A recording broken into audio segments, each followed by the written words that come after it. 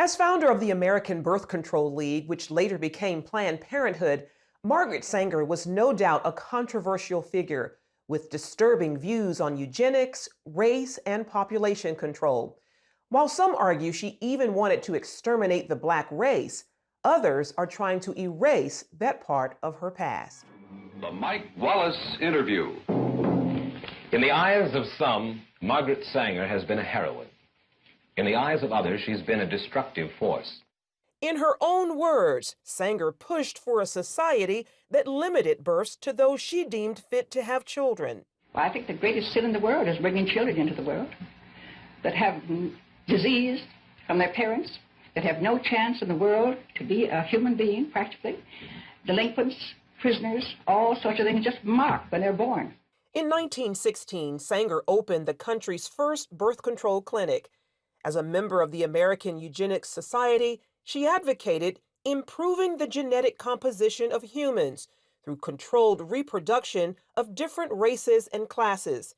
She often wrote about the issue in the journal she founded, called the Birth Control Review. In 1919, writing, I personally believe in the sterilization of the feeble-minded, the insane, and the syphilitic. The most urgent problem today is how to limit and discourage the over-fertility of the mentally and physically defective.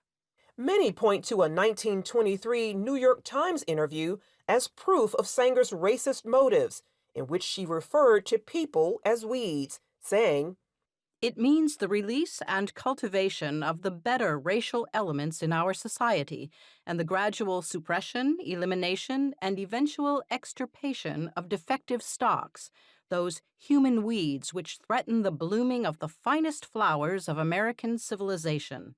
Hayden Ludwig, an investigative researcher, has extensively studied Sanger's life and writings. She talked about the need for race betterment through controlling these weeds, basically undesirable people. In 1939, after opening another clinic in Harlem, the birth control activist launched the Negro Project, an initiative supported by Black leaders, such as civil rights activist W.E.B. Du Bois. Critics claim the program used the pretense of better health and family planning for poor Blacks in the South as an attempt to limit the Black race.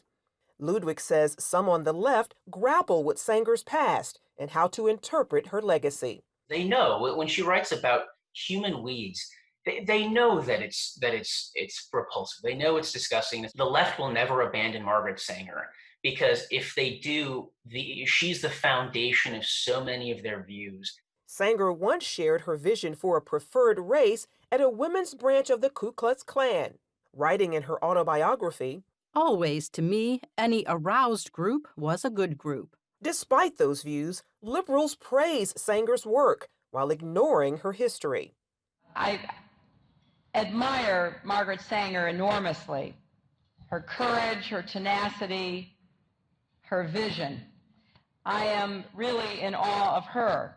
Ryan Baumberger, founder of the Radiance Foundation, says abortion proponents are working to clean up Sanger's past and what she stood for. They have to reinvent her every time they talk about her in order to justify their celebration of her. Former Planned Parenthood Director Abby Johnson says those inside the abortion industry are trained to overlook Sanger's racist views. They give you an answer like, well,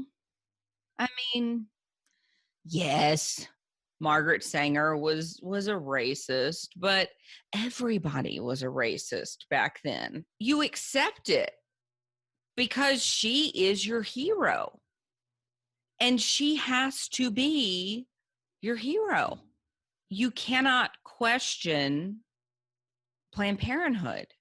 In 1997, Stephen Mosher of the Population Research Institute wrote about the push to repackage Margaret Sanger in the Wall Street Journal.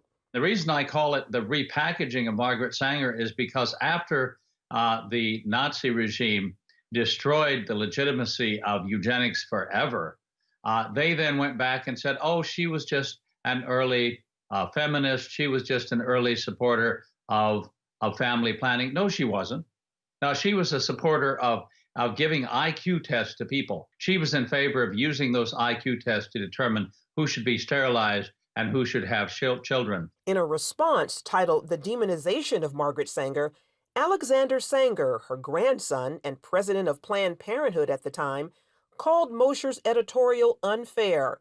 In the same piece, Esther Katz, director of NYU's Margaret Sanger Papers Project, claimed evidence revealing Sanger did not rationalize her support for birth control on racist grounds, that she never advocated genocidal policies aimed at racial, ethnic, or religious groups, and that she, in fact, believed access to birth control would benefit, not eliminate minority populations. Dr. Katz turned down our request for an interview, although in this article, the editor as public authority, interpreting Margaret Sanger, she wrote, "By our current highly sensitized standards, some of her attitudes and statements can be construed as racist, elitist, ethnocentric, and not politically correct." In 1942, Margaret Sanger's American Birth Control League became Planned Parenthood, which has moved to fulfill its founders' goals, helped greatly by the Supreme Court decision in Roe v. Wade. Under the veil of secrecy and deception, 60+ million babies have not been born because they were aborted legally since '73.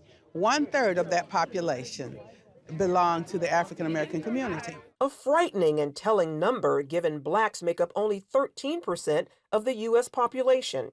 Dan Gaynor of the Media Research Center says that Sanger's true mission remains alive and well throughout today's abortion industry. Look at the maps. See where the abortion facilities are. They are near places where people are marginalized, people are poor, people are minority, and that's their target market. Generation after generation, we have built a better world for our daughters. Because of allies in the media and academia, Gaynor also points out how speech from conservatives and others about Sanger's past, Planned Parenthood practices, and abortion is often classified as hate speech. There is nothing as close to a sacrament in the media as abortion. It is a holy writ that abortion is protected. And anybody who comes out against it, any organization, any business, anybody, the media swarm. So does social media. Facebook's new oversight board, and this is really concerning, has 4 co-chairs. And they're going to be the appeals board for content. Well, one of the 4 oversight board is on the board of an pro-abortion group. There's no pro-lifers.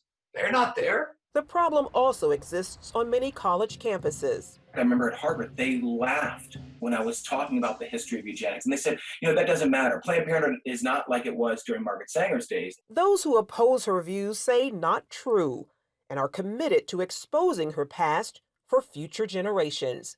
Charlene Aaron, CBN News.